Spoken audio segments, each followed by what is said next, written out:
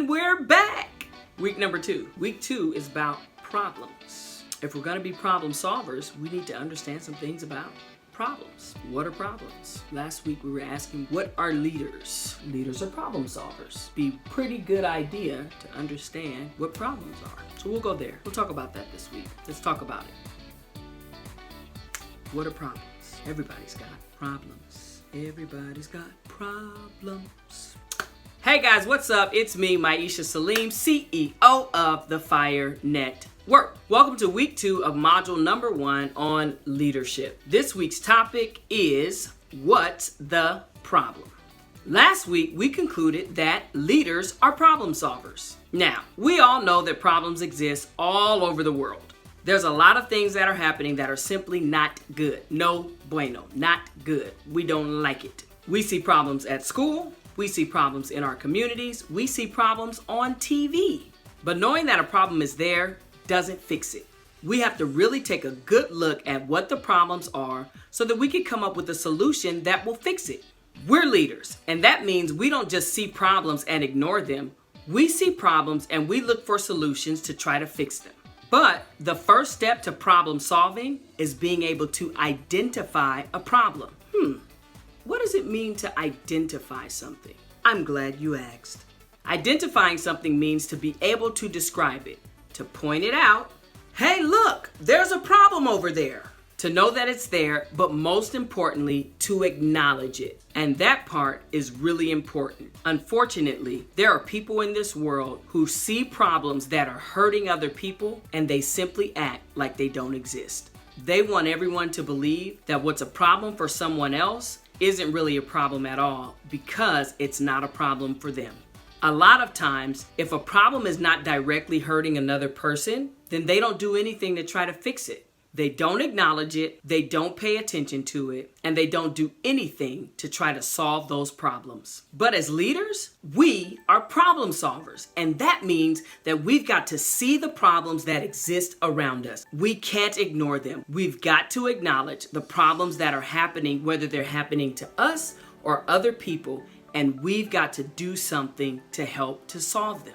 We can't stand by and act like problems don't exist. We've got to try our best and do what we can to try to solve them. Even the big problems, even the problems that have seemed to have been around for so long and no one's been able to solve them.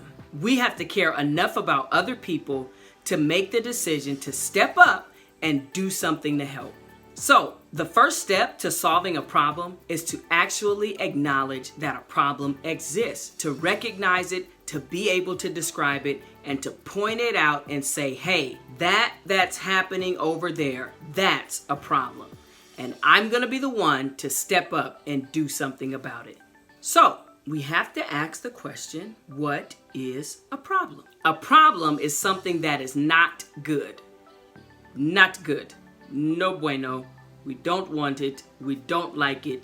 It is not good. A problem can be something that's harmful, or a problem can be something that is difficult to do. People can be problems. Is it me? Am I the problem?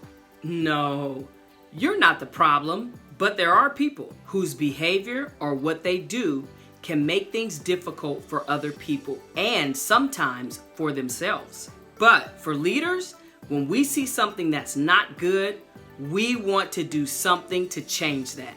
We want to solve the problem. So, now that we have a better understanding of what problems are, let's take a look at problem solving. Problem solving is the process of finding solutions for problems. Problem solving is what leaders do.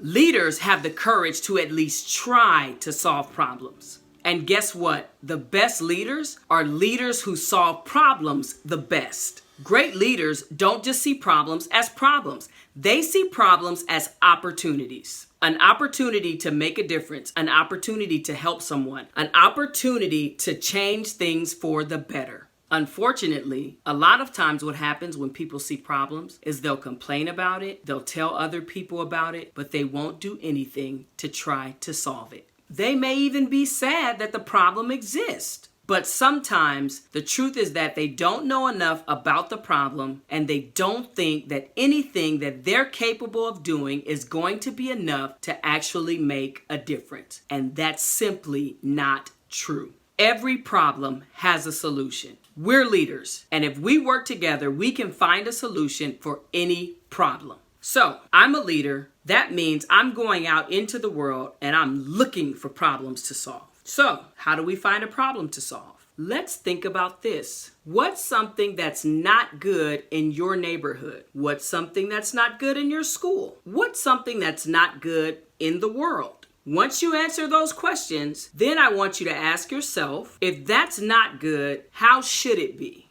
What would things look like if they were the way we wanted them to be?